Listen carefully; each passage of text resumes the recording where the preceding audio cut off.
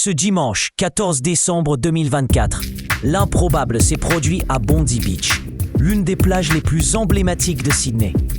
En pleine célébration de Hanouka, une fête juive festive et lumineuse, un drame d'une ampleur bouleversante a frappé. 15 personnes, âgées de 10 à 87 ans, ont perdu la vie dans une fusillade terroriste. Parmi les témoins, un visage français bien connu, Stanislas Soufroy-Rittner, ex-candidat de la Star Academy, qui, par un hasard du destin, s'est trouvé à quelques minutes du carnage.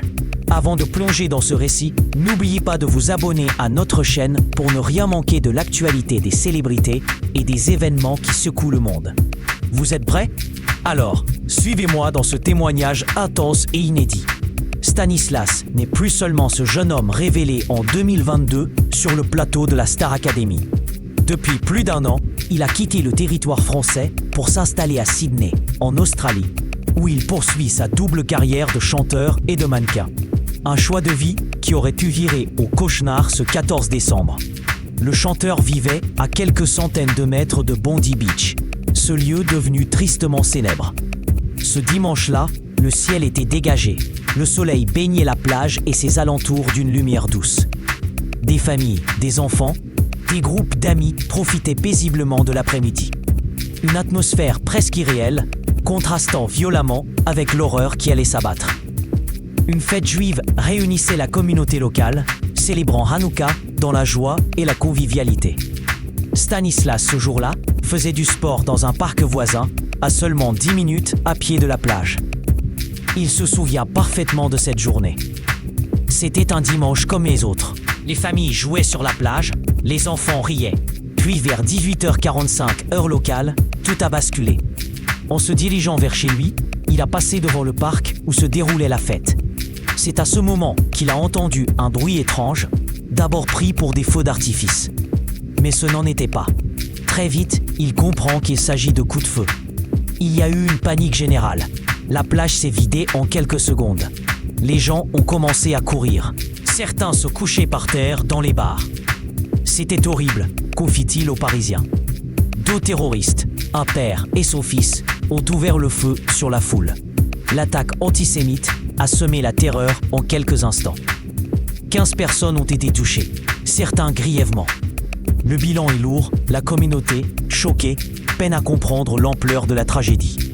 Stanislas, lui, a eu la chance d'être parti 5 à 10 minutes avant le début des tirs. Mais le choc psychologique reste intense.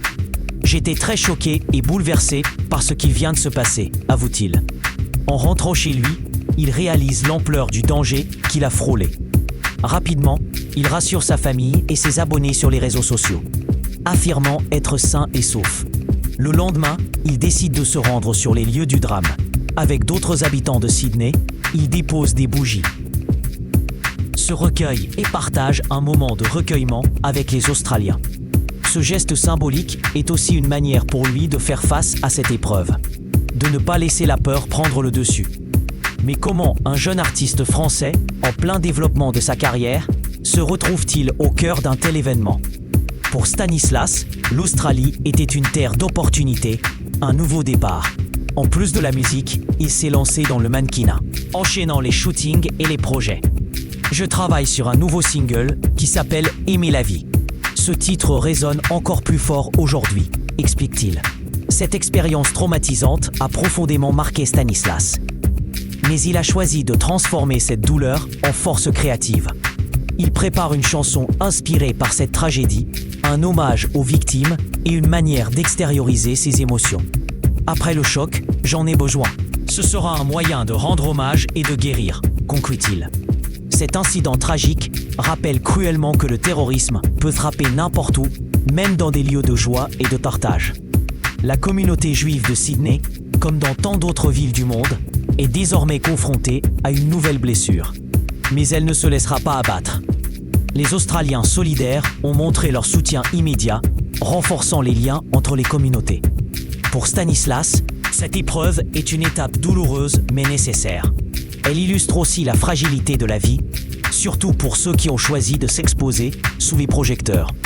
Artiste, mannequin, témoin direct du drame, il incarne cette génération qui, malgré les difficultés, continue de croire en l'espoir et en la résilience, alors que le monde entier suit encore les investigations sur cette attaque.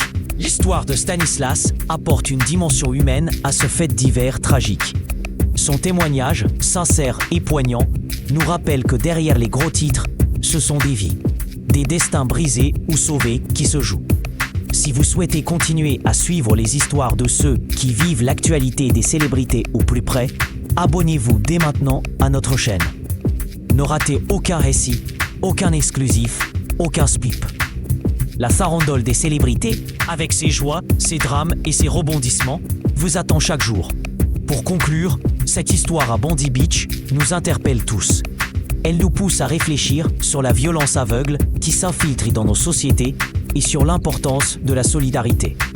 Stanislas Soufroy-Rittner, par son courage et sa volonté de transformer le malheur en création, nous offre un exemple d'espoir. Restez connectés, car cette tragédie, bien que terrible, n'est pas la fin.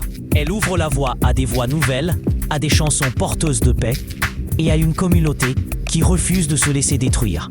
La vie continue et il faut l'aimer encore plus fort. Merci d'avoir suivi ce témoignage exclusif. Abonnez-vous pour ne rien manquer des prochains épisodes. À très vite pour d'autres récits captivants sur vos célébrités préférées.